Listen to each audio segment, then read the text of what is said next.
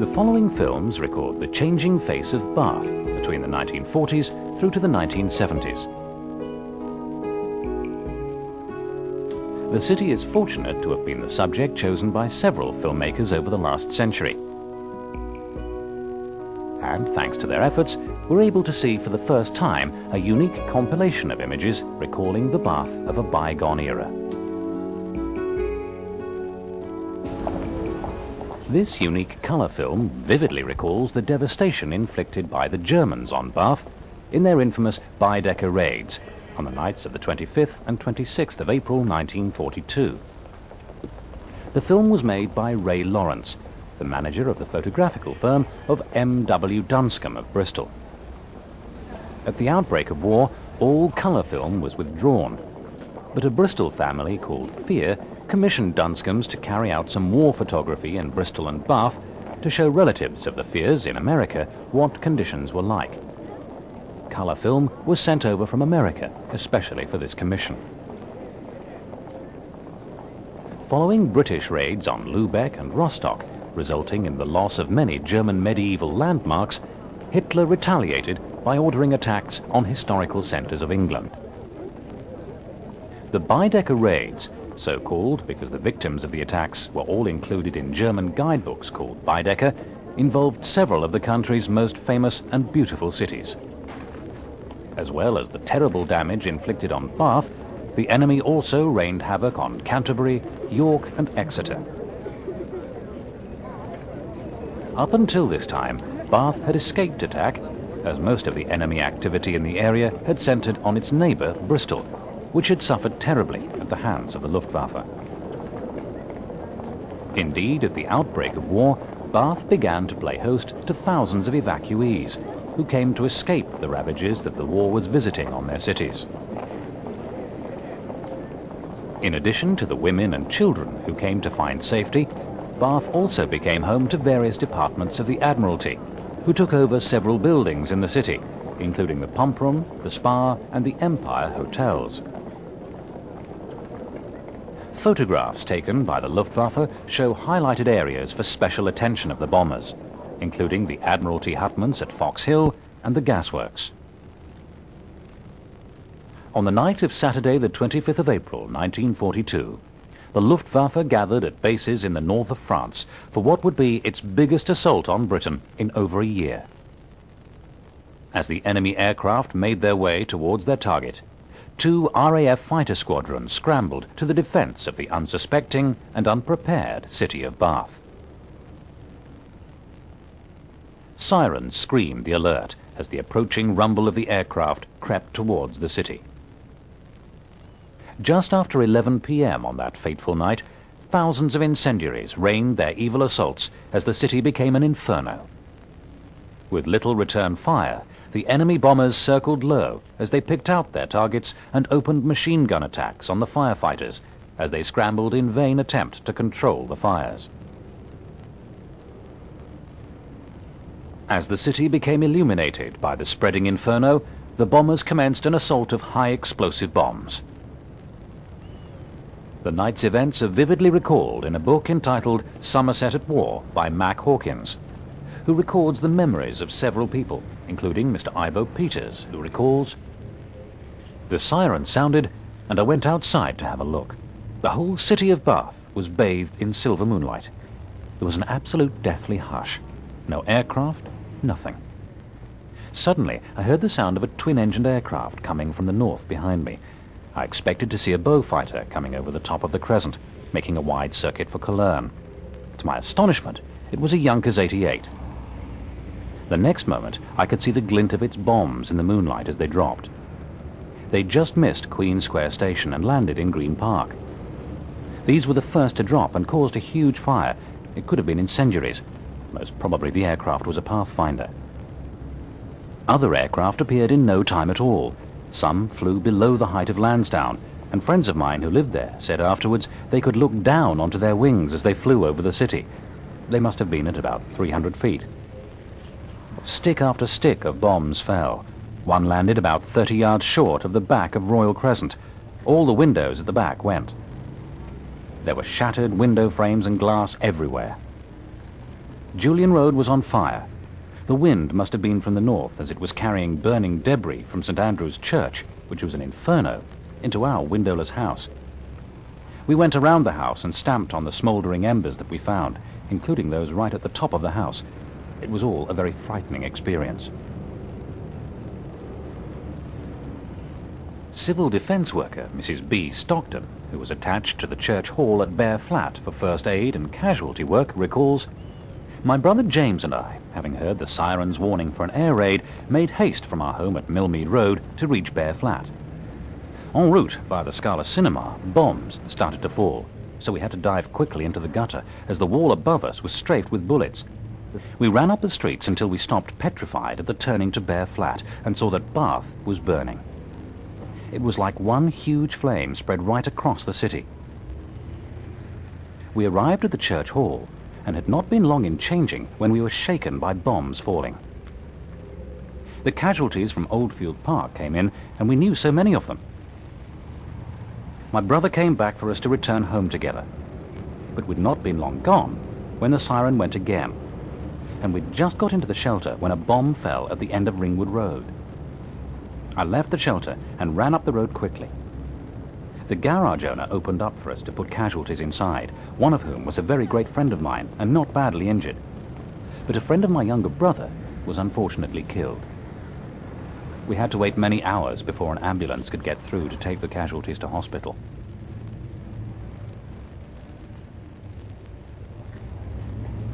The skies over Bath fell silent for several hours during the night, as the bombers returned to base.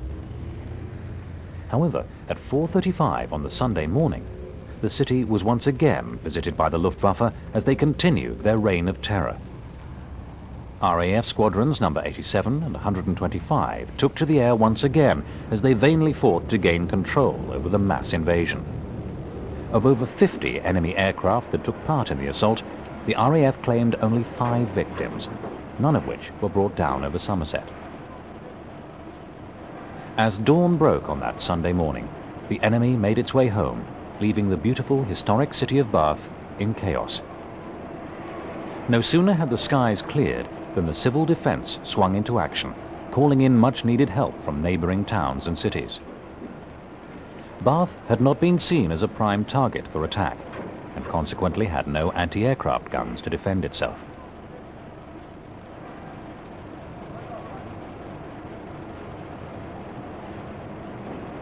On the morning of Monday the 27th, the bombers returned to inflict more destruction on the scarred and bloodied city.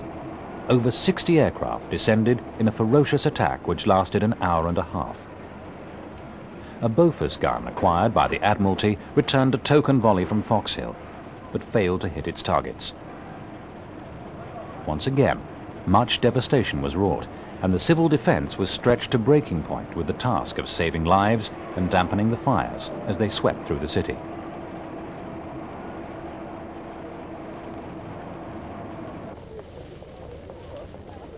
Amongst the victims of the morning's vandalism was the famous Assembly Rooms, which had been restored to its former splendour only 4 years previously.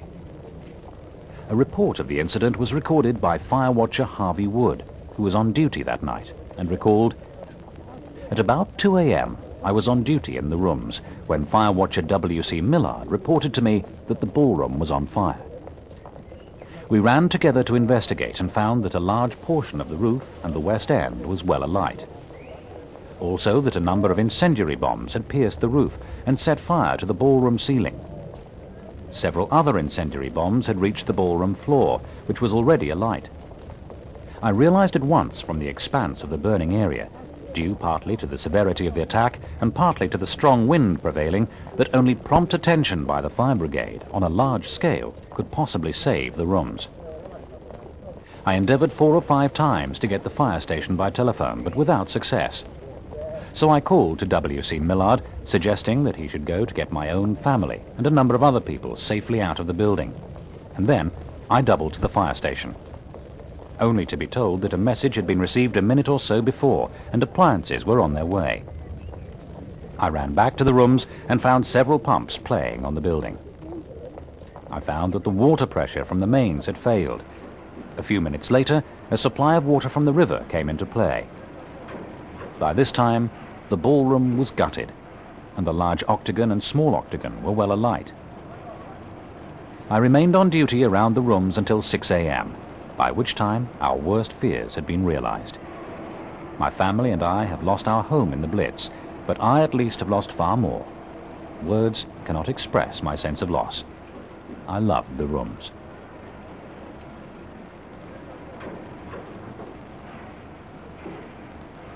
Other architectural victims of the bombings included the Mineral Water Hospital, the Royal Crescent, and the Circus, as well as many churches including St. Andrew's, St. James, Holy Trinity, and St. Bartholomew's. In addition to these important and historical buildings, over 1,000 homes were damaged or destroyed. Rescue and clear-up work went on for over a week, as the civil defence workers of Bath, together with the city's Home Guard and the Welsh Guards, toiled heroically in an attempt to save the lives of those still trapped in the rubble.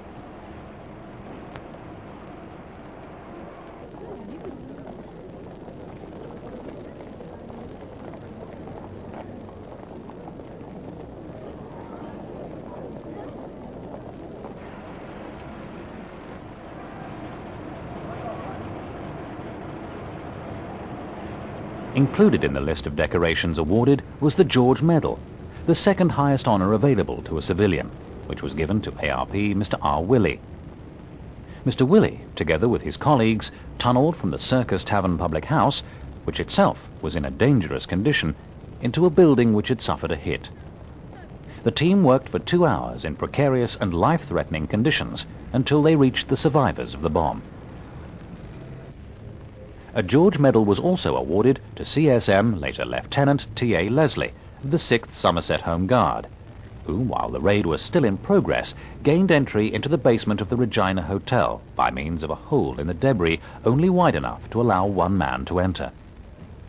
Once inside, Leslie supported a woman trapped by masonry and hanging by the knees for several hours whilst attempts were made to release her. During the operation, the danger that falling masonry would kill the pair was so great that a sheet was placed over them to avoid them seeing the rubble coming down. To avoid catching fire, Leslie was doused with water to prevent his clothes setting alight. 3 other members of the 6th Home Guard Battalion received medals for their work in saving lives in the Regina Hotel.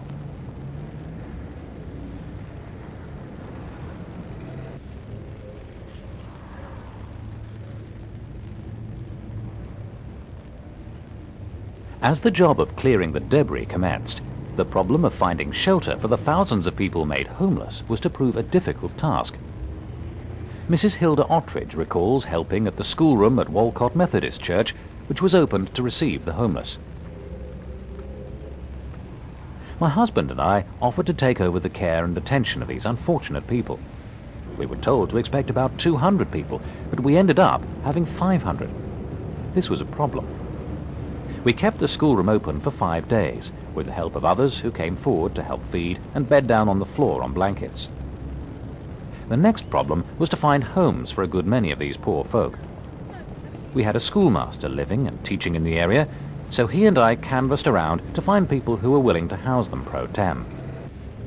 Some were quite amenable to receive hospitality, but we had some who didn't want to be split up. This became a problem, and we then decided to ask the council to do something for us. They did, by providing a coach, so that we were able to send the families, who were a bit awkward, out into the countryside around Bath. The country people were most kind and accepted families until they were able to return to proper accommodation.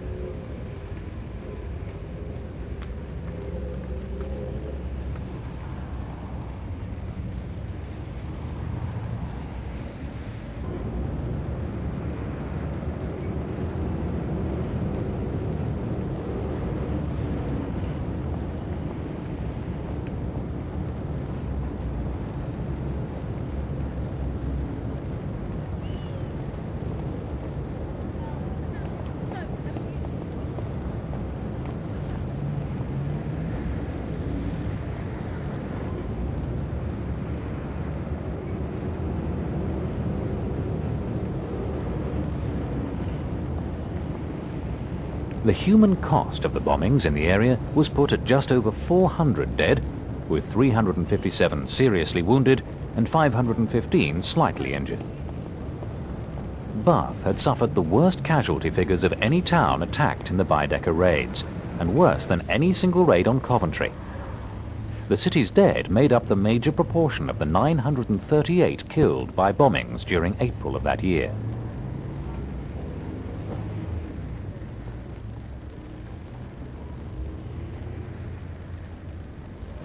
Another film made around this time shows the workings and activities of the 5th Battalion Somerset Home Guard, which was founded by Colonel Guy Rogers, seen here.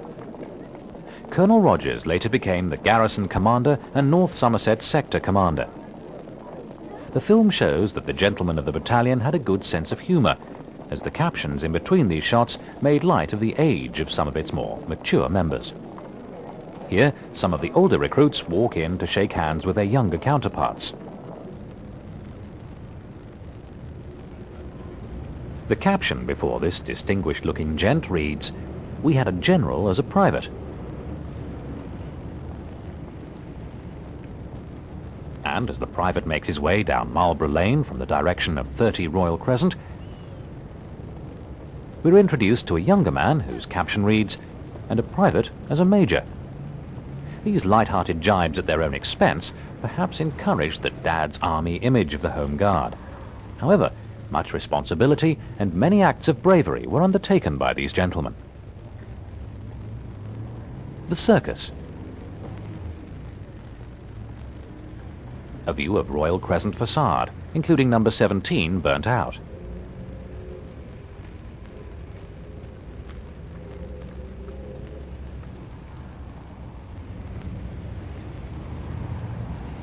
Every Tuesday, a meeting was held by Lieutenant Colonel Taylor, DSO, seen here at the head of the table.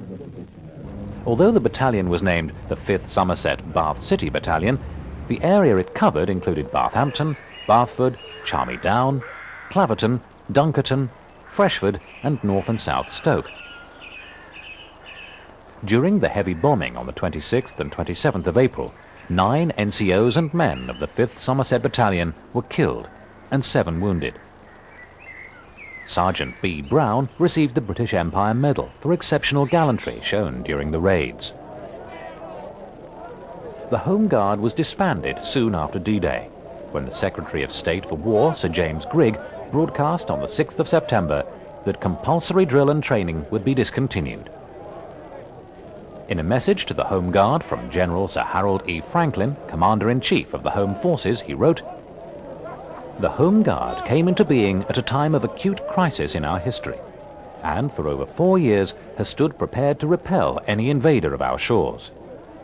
The reliance that has been placed on you during these years has been abundantly justified, and it has enabled our regular troops to go overseas in sufficient numbers to give battle to the enemy with the magnificent results that we have seen.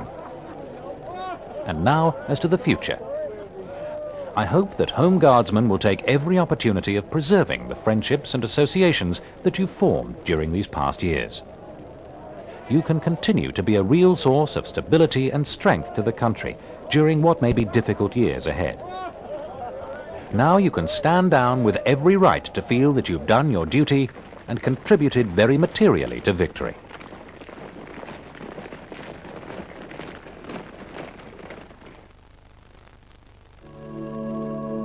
The following scenes show Bath at the beginning of the 1960s, as the city prepares to face fresh challenges.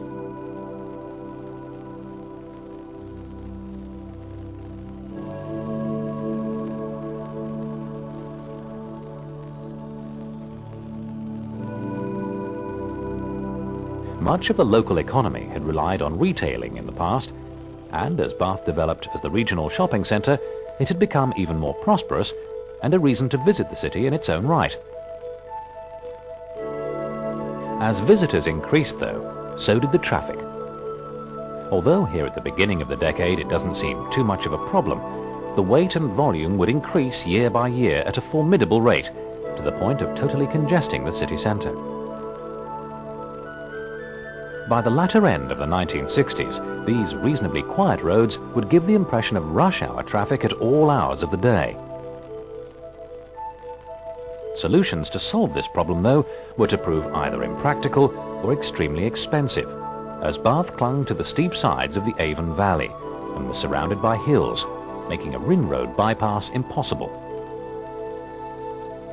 One attempt to address the problem involved commissioning Sir Colin Buchanan, the acknowledged expert on the traffic problems of cities, to perform a study and produce proposals for the city's development.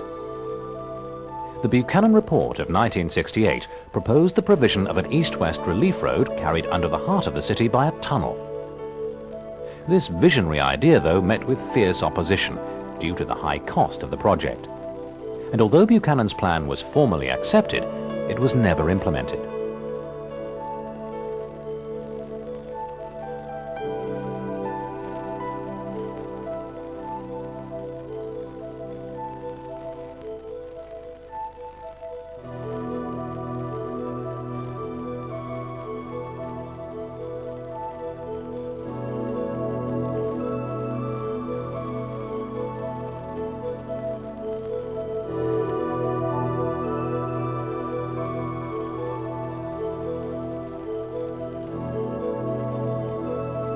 Pollution was also causing many buildings to look dirty, and in order to counter this, the council made available grants for cleaning and repairing the blackened face of the city. It was to be a task which would take over 25 years before much of this grime was removed.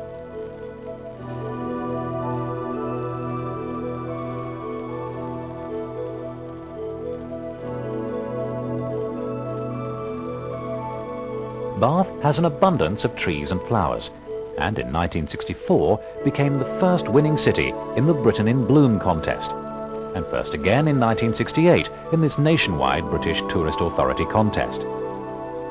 From spring to late autumn, the central streets, buildings and shops were bedecked with flowers, which complemented the splendid displays in the public parks and gardens.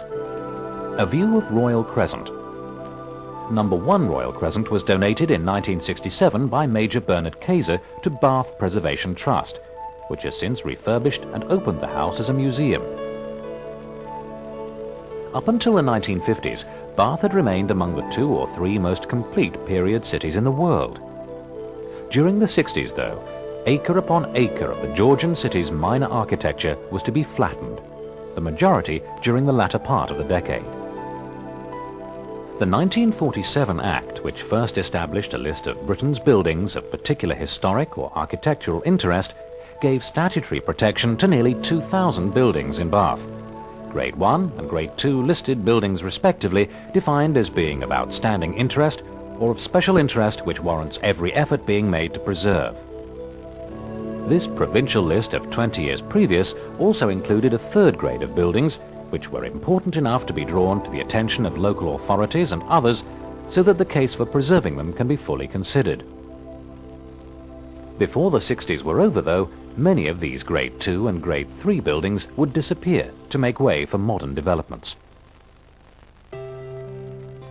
The set pieces of the city, though, would remain restored and cleaned for the thousands of tourists who would visit each year.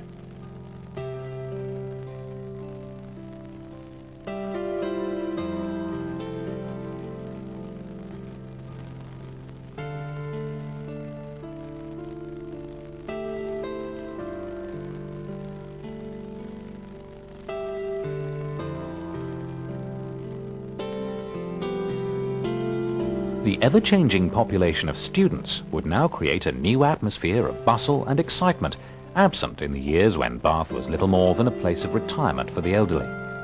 And with the ever-mounting number of tourists who crowded the streets, the city was alive with people.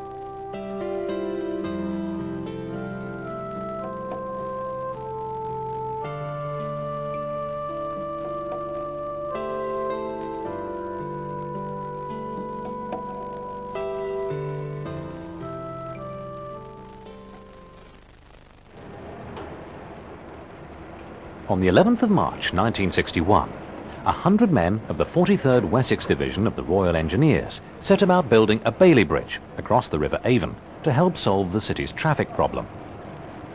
The 112-foot girder structure was placed 150 yards downstream of the weakened Old Bridge. Originally built in 1362 and widened in 1774, the old bridge was originally designed to carry pack horses, but was now having to deal with head-to-tail double-decker buses and rush-hour traffic. This was slowly rendering the bridge unsafe. The new temporary Wessex Bridge was similar in design and structure to wartime Bailey bridges, but was much heavier and stronger. Built on rollers and with white alloy crossbeams in front, it was pushed across the river by a crane.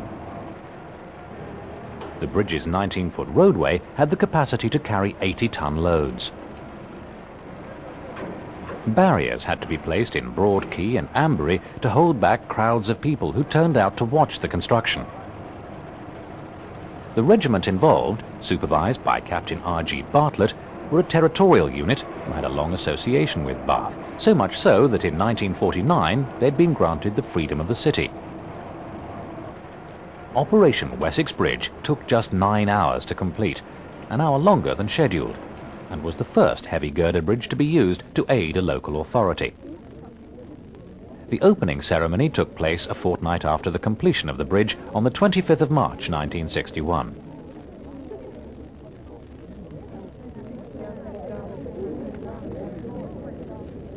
It was officially handed over by Major General J.H. Cubban and received on behalf of the city by the Mayor Councillor Arthur Knight.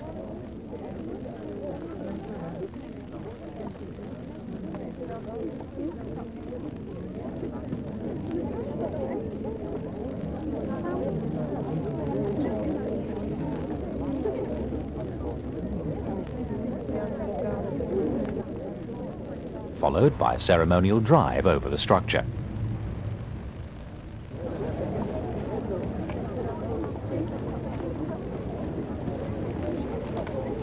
Once the Wessex Bridge was opened, a new traffic system was brought into being, using the two bridges as two sides of a one-way rectangle, incorporating the Broad Quay and part of the lower Bristol Road.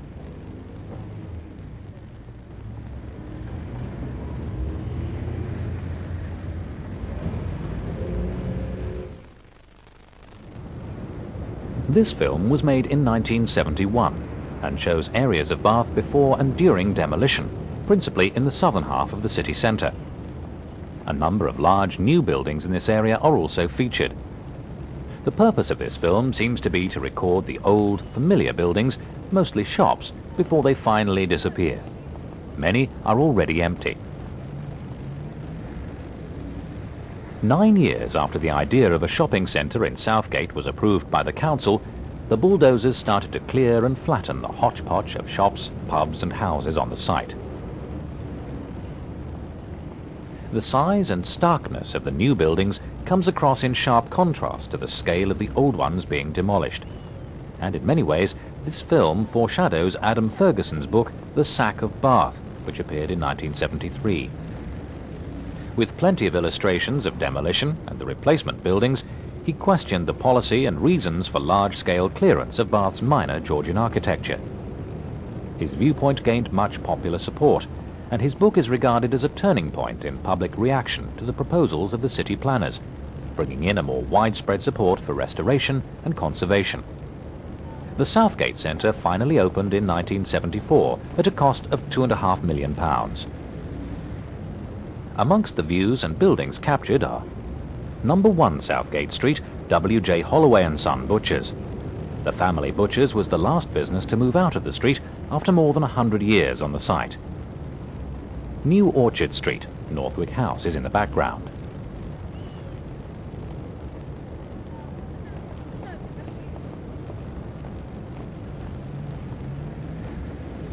A view of Southgate Street showing Beechan Cliff, Colton Road and railway arches in the background.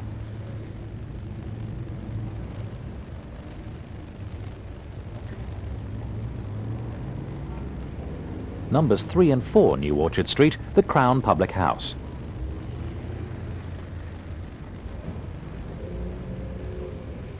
A view of Phillip Street looking south. Newark Street, outside Hughes Fruit and Potato Merchants.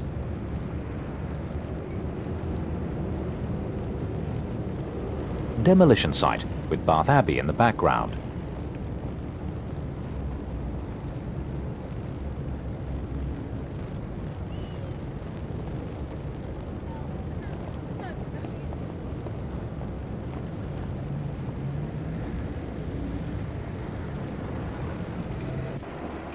A view of Southgate Street. Partly demolished building, Blackett Press at number 15.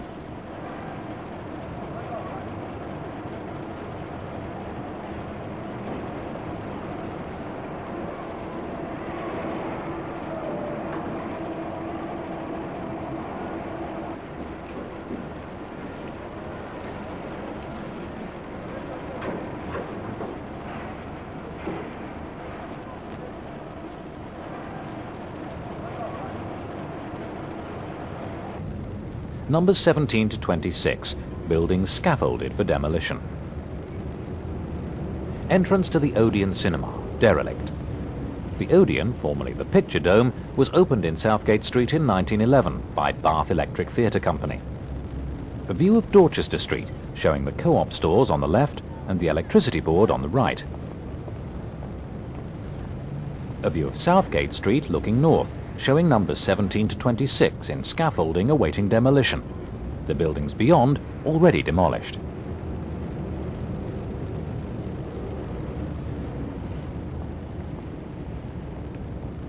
Archaeologists who were hoping to excavate part of the site for Roman remains were turned down due to the developers being unwilling to delay the project further.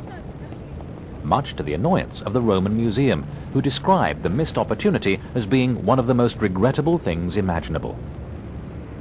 These sentiments of disappointment were echoed by other parties who couldn't believe the wholesale destruction of more than 5 acres of mostly Georgian buildings to be replaced by what many saw as a modern monstrosity.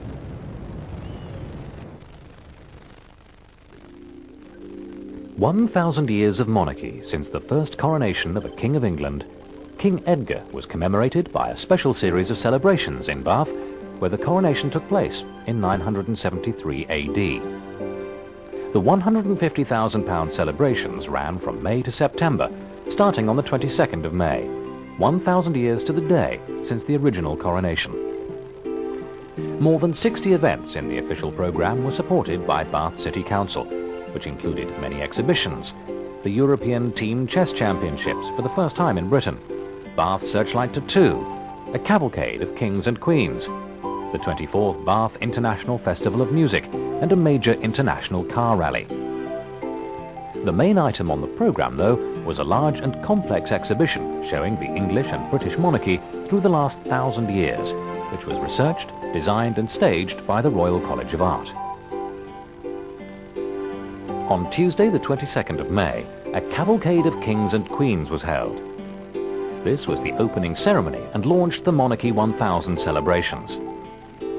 The cavalcade featured the monarchy from King Edgar to Queen Victoria and set off at 7 p.m. from the Holborn Museum and paraded via Pulteney Street, Pulteney Bridge, Grand Parade, High Street, Northgate Street, New Bond Street, and on to Bath Abbey, where a short service of Thanksgiving was held. It involved nearly 300 people, all in costume, over 50 horses, 3 carriages, and a military band, and took an hour to pass any given point.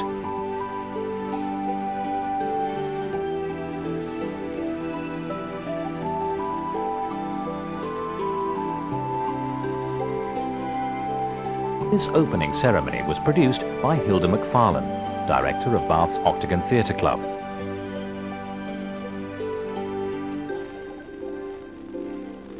On Whit Sunday, 973 AD, Edgar was crowned in St. Peter's Church in a service devised by Dunstan, which has been used in coronations ever since. The 10th century Winchester Chronicle describes the celebrations at the ancient town of Ackmancaster, also called Bath by the inhabitants of this island, when a great congregation of priests and goodly company of monks and wise men gathered together. Interpretations of Ackmancaster include Sick Man's Town and Place of the Oak Tree.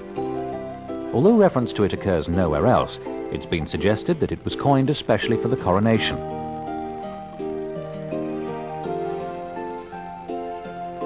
The Aven Motor Rally took place on the 6th, 7th and 8th of July, with the 1,000-mile, 3-day tour of Britain being for standard production cars only. Starting in Melsham, Wiltshire, and finishing in Bath, the rally included speed tests on circuits at Silverstone and Brands Hatch. the entry limit was restricted to 80 cars, and with a first prize of £500, the race represented the richest Group 1 event to be staged in Britain at the time. Attending the event was Formula 1 champion James Hunt.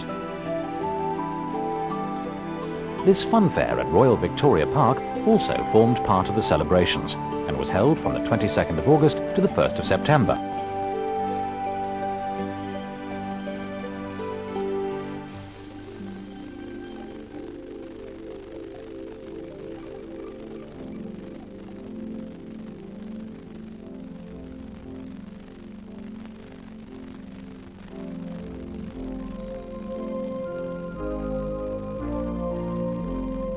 The Roman Rendezvous took place between the 31st of May and the 9th of June.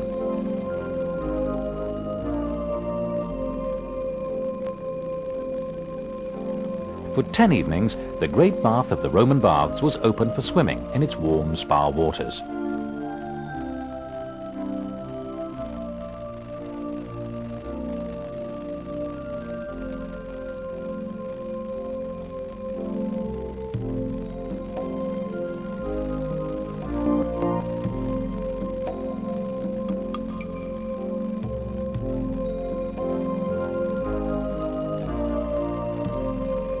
A Roman week, the 12th to the 18th of August, was arranged by the Council's Spa Department and featured an evening of chariot racing arranged by the Bath Round Table.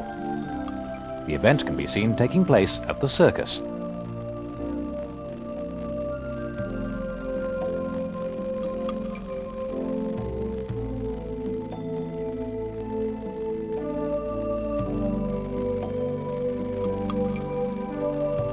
The visit of the Queen and Prince Philip on the 9th of August. Thousands of spectators lined the streets of Bath and congregated outside the Abbey. The royal train arrived at Bath Spa Station, where it was met by the Town Clerk, Councillor Neville Pearce, and the Mayor, Councillor Tom Cornish.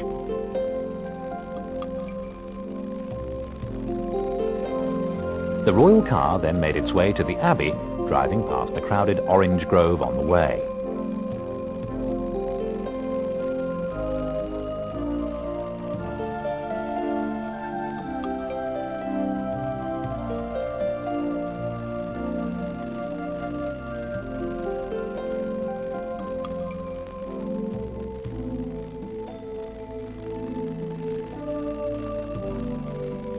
On arrival at the Abbey, the Queen was presented with a bouquet of flowers by 12-year-old Jacqueline Calley, who was a pupil at Hayesfield School in Bath.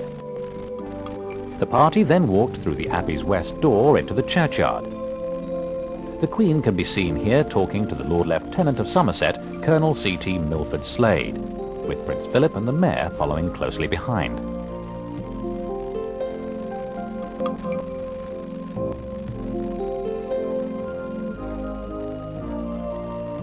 Greeting the royal party at the Abbey is the Bishop of Bath and Wells, the Right Reverend Edward Henderson.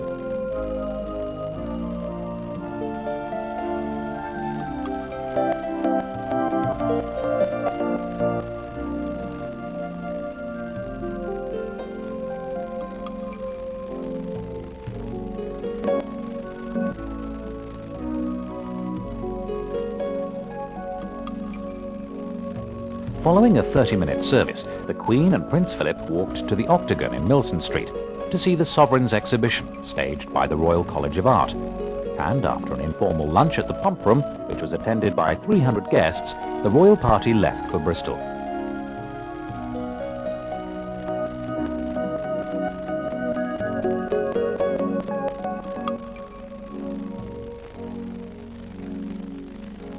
This final sequence ends our journey through time. We hope it's given you the opportunity to reflect on some of the events which have helped shape the Bath of today.